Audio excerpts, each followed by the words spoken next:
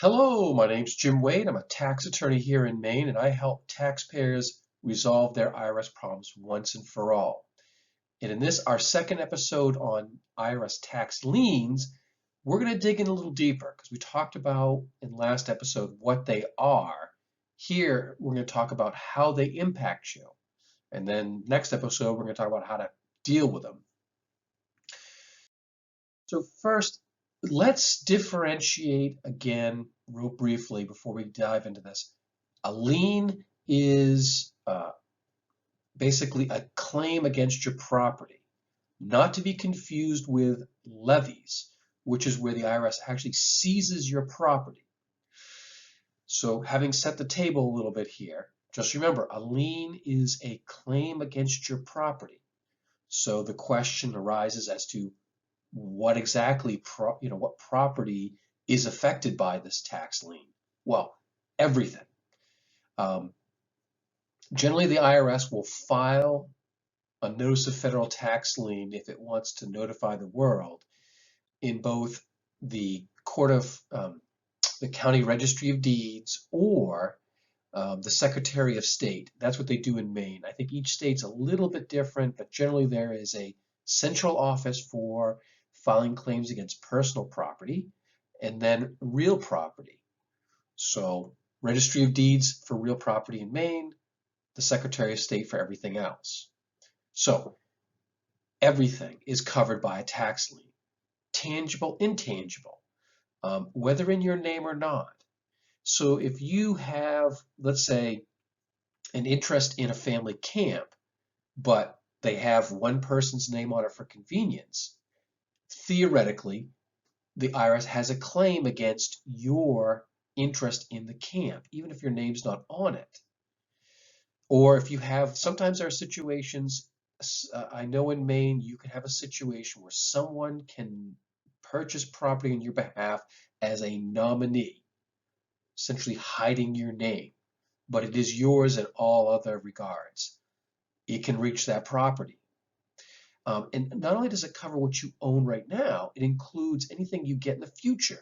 So think lottery winnings, gifts from family, friends, inheritance. If you get married and you're adding yourself on to your spouse's property, sort of as joint tenants, oftentimes for sort of dealing with probate, homes will be held as joint tenancy. So if your spouse adds you onto their home as a joint tenant, the lien will cover that. And that's just not, I'm just giving you a short list of things that are common to most people. That's not everything. There's other future acquisitions out there where the lien could apply. So it's very, very broad. And I'm just going to give you a quick example of how broad it can be, just to give you an idea how powerful tax liens are. So Dave, let's just use an example, Dave. He has substantial back taxes. And he found out that his great aunt Lucy, who he sort of never knew about, she passed and he is going to inherit substantial money. Doesn't really matter whether he could pay all of it or some of it. He's concerned. He doesn't want this inheritance to just be swallowed up by the government. So he thinks, let's disclaim his interest. And his heir, his daughter, will get it.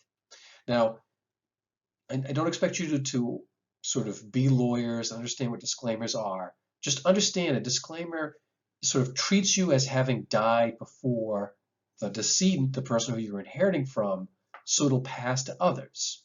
And it'll pass either by will or by state law. Now, you would think, hey, it's not my property. I'm going to sort of disclaim it, give it away. As if treat me as if I'm predeceased. It's not my property. Well, guess what? It is.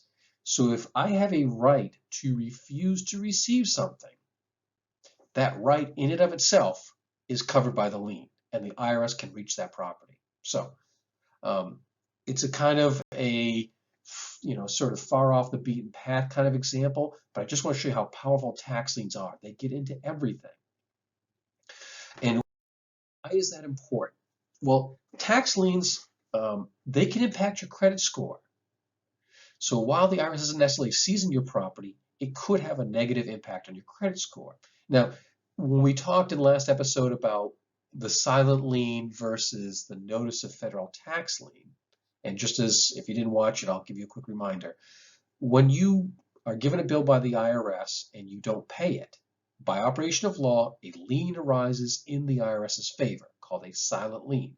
Only you and the IRS know about it.